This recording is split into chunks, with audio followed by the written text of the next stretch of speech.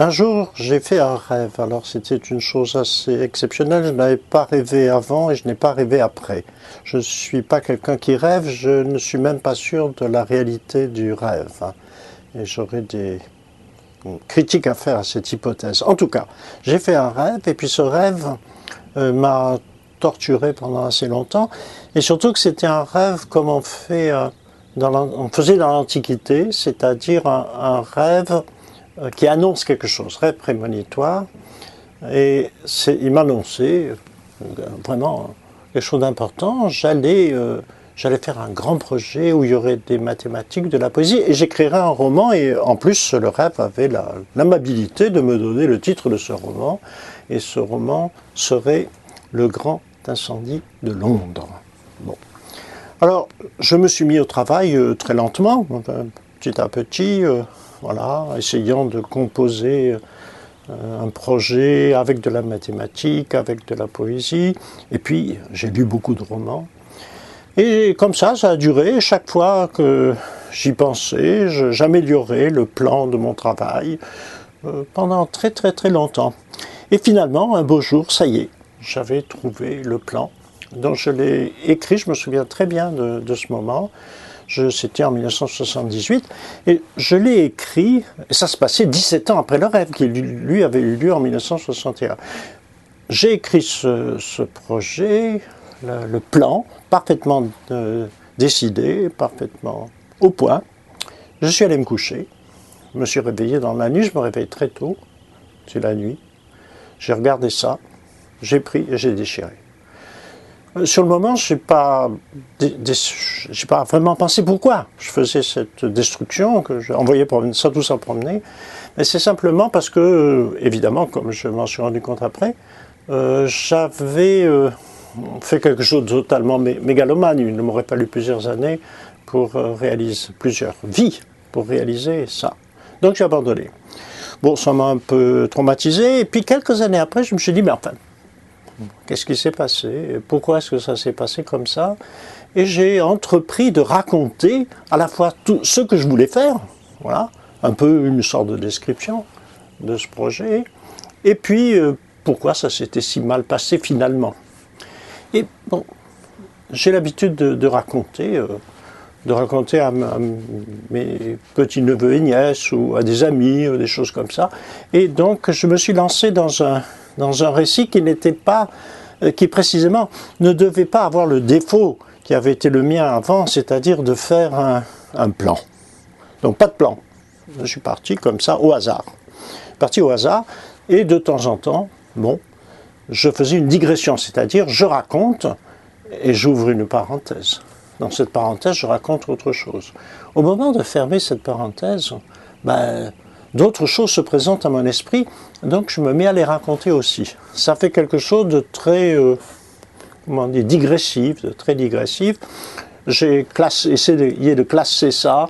Il y a des choses que j'ai appelées des incises, parce qu'elles se développent un moment, puis elles se referment, et on reprend le récit. Et dans d'autres cas, ça va très loin, ce sont des bifurcations. J'aurais pu raconter les choses en suivant ces bifurcations, et puis elles s'arrêtent.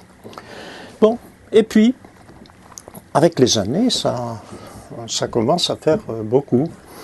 Faire beaucoup. Alors les choses que je raconte, en principe, elles visent toutes ce projet-là, ce projet de roman, de maths, de film, de poésie que je devais faire et que je n'ai pas fait, toujours. Il y a toujours un rapport.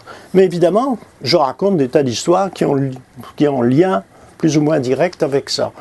Je peux raconter comment, je peux donner mon avis sur les croissants, sur la terrible décadence du croissant français dans les années 80, ou bien je peux raconter comment on peut faire une gelée d'un fruit très rare, du pourtour méditerranéen qui a presque disparu. Et si je raconte ça, c'est que c'est un peu, la manière dont ça se fait, c'est un peu une allégorie de la prose qu'on écrit. Il faut que cette prose finisse par geler, par se concentrer, sinon c'est pas la peine. Voilà. Donc dans ce volume de pages, quand il y en a eu quand même pas mal, eh bien je me suis dit pourquoi pas publier ça. Donc je l'ai amené à Denis Roche, qui a été extrêmement aimable, et qui l'a publié dans cette collection. Je suis très heureux et fier d'avoir été dans cette collection. Ça fait maintenant 20 ans que le premier est paru, sous ce titre qui aurait dû être le titre de mon roman que je n'ai pas fait, Le Grand Incendie de Londres. Et puis bon, j'ai continué, et au bout de quelques années, j'ai amené un deuxième volume qui suivait le premier, et il a été également publié. Et finalement, ça a fait beaucoup de pages et plusieurs volumes. Et puis alors, cette année, cette proposition qui m'est faite et qui m'enchante de reprendre toutes ces pages, parues donc dans la même collection, en plusieurs volumes, de les publier disons, en un seul volume. Alors ce volume est très gros. J'ai du mal à m'imaginer comment il va être, à quoi il va ressembler, parce que c'est vraiment beaucoup de pages. Et précisément, quand j'ai corrigé les épreuves, j'ai vu que c'était paginé jusqu'à la page 2005. Or, on est en 2009. Puisqu'on est en 2009, il est évidemment, je pense, très naturel que le livre ait 2009 pages. Bon, j'ai pensé à ça, et en sortant, je rencontre Bernard Coleman, directeur de la collection, qui a eu ce projet dont je suis si heureux, et je lui dis ça, et il me dit, écrivez 4 pages. C'est ce que j'ai fait, donc ça se termine, et ça sera paginé jusqu'à 2009.